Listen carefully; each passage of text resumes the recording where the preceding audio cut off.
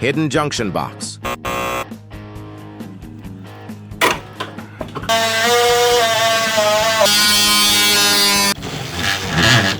The house was built in 1960, and most of the wiring was done in original 1960s wiring, which looked similar to a Romex wire, but we call it snakeskin because they were named Anaconda and other things like snakes.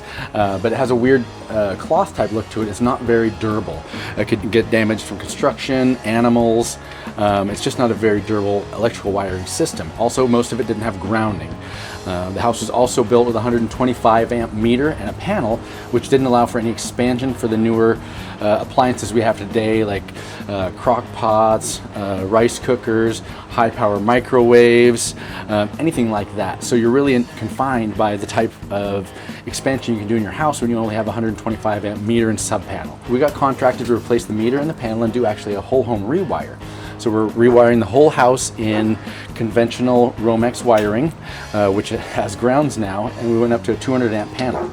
Since we rewired the whole house, we are required to create a new grounding and bonding system, which has 2 supplementary ground rods on the side of the house, a dedicated number 4 bond wire that goes all the way back to the cold water where it comes into the house, because that's the most efficient bonding point that you can put on a home.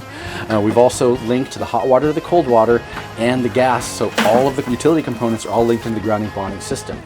We also added a surge protector for the whole home, and each of our new circuits is also protected by arc fault and GFCI protection where necessary.